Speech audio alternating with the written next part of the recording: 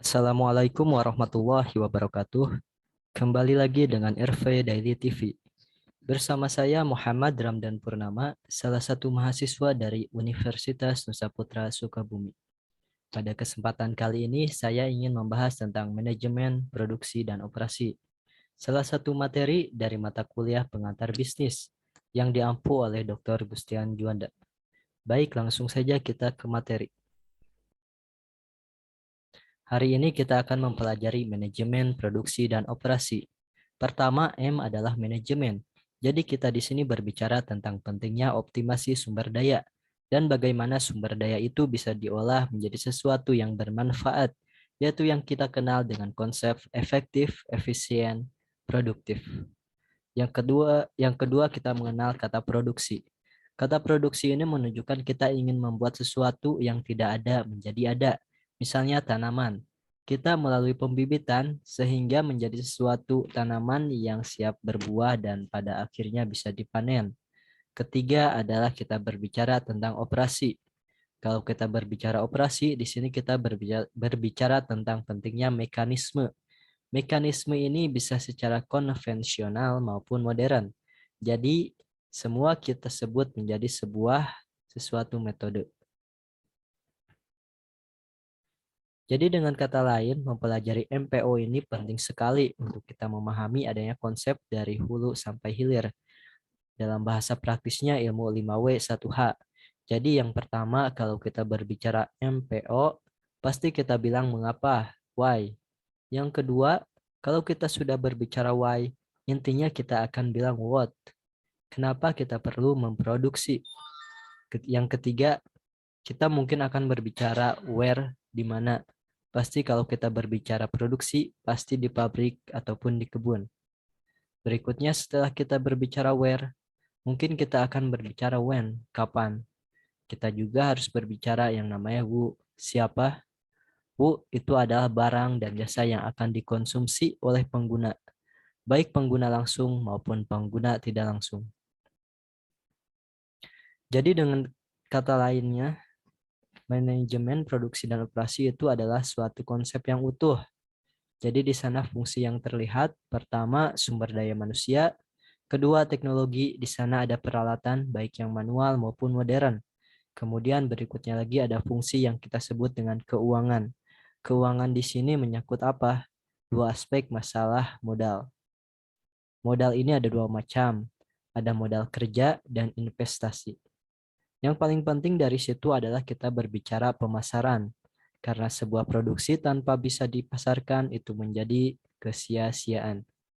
Kata kuncinya adalah MPO ini menghubungkan antara konsep teknologi, konsep bisnis, dan konsep manajemen dan ekonomi, sehingga dia merupakan interaksi dari ketiganya. Nah, itulah yang kita melihat bahwa MPO sangat bermanfaat untuk mengembangkan industrialisasi dan hilirisasi yang saat ini di negara kita masih masalah. Jadi dengan kata lain MPO ini akan sangat membantu kegiatan-kegiatan real seperti di dunia produksi, perkebunan, pabrik, kalau di dunia jasa seperti perbankan, rumah sakit. Inilah pentingnya MPO. Esensi MPO itu sendiri adalah transformasi atau perubahan input menjadi output yang memiliki nilai tambah yang lebih tinggi. 5 alasan penting mempelajari MPO. Mengapa MPO penting dan strategis untuk dipelajari? Terdapat setidaknya 5 alasan utama. Pertama, MPO merupakan simpul kolaborasi manajemen fungsional lainnya, seperti pemasaran, keuangan, dan sumber daya manusia. Sebagai contoh, manajer produksi dan operasi bekerja sama dengan manajer pemasaran untuk merancang desain produk yang sesuai dengan kebutuhan pelanggan, merencanakan produksi, dan menentukan tingkat persediaan yang optimal.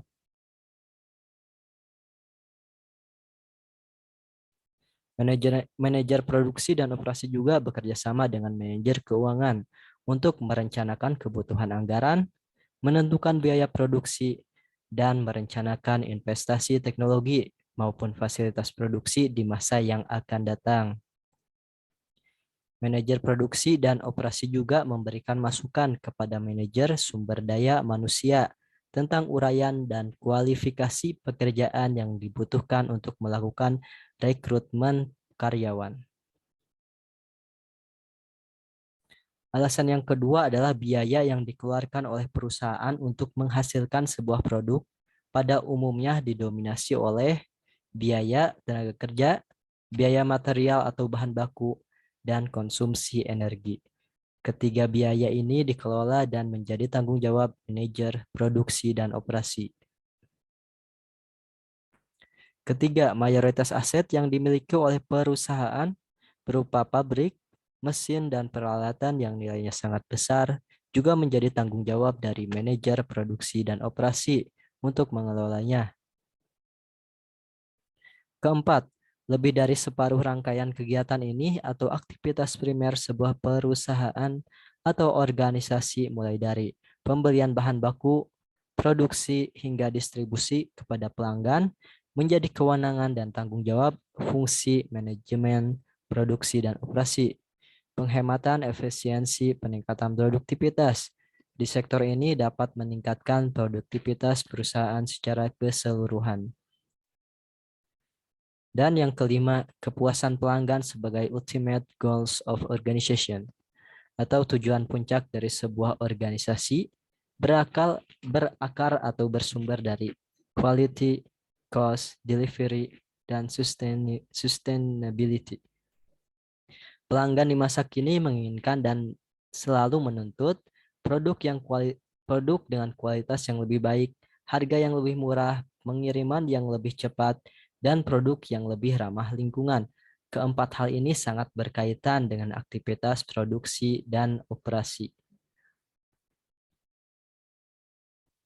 MPO sebagai sebuah disiplin ilmu mengalami perkembangan yang sangat pesat dari masa ke masa di akhir abad ke-18 ketika revolusi industri pertama dimulai ditandai dengan penemuan mesin uap dan penggunaan secara masif tenaga air maupun tenaga uap untuk mekanisasi produksi.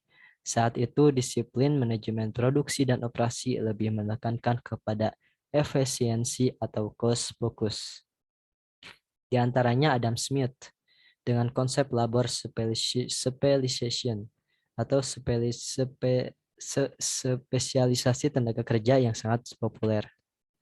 Kemudian eranya berkembang menjadi scientific management era, di mana proses manajemen ditekankan dan dipopulerkan oleh Taylor. Gantt chart membuat bagan yang digunakan untuk penjadwalan juga termasuk motion and time studies yang dipelopori oleh Gilbert.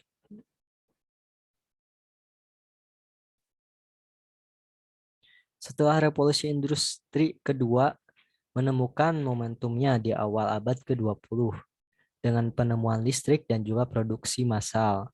Maka di situ MPO mengalami perkembangan yang lebih pesat lagi. Produksi yang sangat massal mendorong Ford misalnya untuk merancang atau mempopulerkan moving assembly line atau limit perakitan yang kemudian bergerak. Demikian juga produksi yang massal menuntut para ilmuwan terutama statistikawan untuk berperan di dalam mengambil sampel dan pengendalian mutu seperti Stewart yang mempelopori statistical sampling procedure. Kemudian di awal 70-an, ketika komputer ditemukan dan mulai digunakan secara masif di dunia industri, terjadi otomatisasi yang menandai revolusi industri ketiga. Disitulah kemudian MPO mulai masuk ke dalam lean production era. Penggunaan komputer kemudian menginisiasi populernya pendekatan just-in-time, computer-aided design, electronic data interchange, dan juga total quality management. Hingga kita tiba di masa saat ini ketika tahun 1995 sampai dengan sekarang misalnya masanya mass customization era. Penyesuaian secara massal ketika internet ditemukan, terjadi globalisasi, e-bisnis mulai mendunia, supply chain management juga mulai diterapkan. Dan kita saat ini berada di awal untuk memasuki revolusi industri keempat, yakni Cyber Physical System, di mana digitalisasi dan smart operation menjadi ciri khas dari mulai berkembangnya MPO di abad yang baru ini. Penggunaan Internet of Things, Big Data, blockchain, dan 3D printing akan mewarnai perkembangan MPO di masa yang akan datang. Dari sini kita bisa memperoleh tren perubahan pada disiplin ilmu, manajemen produksi, dan operasi.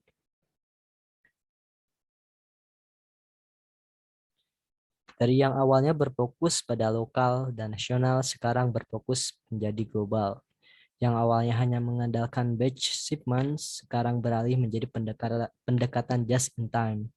Yang tadinya orang hanya berfokus pada pembelian supplier dengan jumlah yang sedikit, sekarang mereka berkolaborasi dalam sebuah partner rantai pasok yang solid juga kompleks. Kemudian yang awalnya waktu produksi dibutuhkan sangat lama, maka pada saat kini tuntutan kita menjadi semakin pendek, pengembangan produksi menjadi semakin cepat. Yang awalnya kita hanya memproduksi produk standar, sekarang beralih menjadi produk dengan customization massal. Inilah arah pengembangan MPU di masa yang akan datang. Berikut yang bisa saya sampaikan, mudah-mudahan bermanfaat. Terima kasih.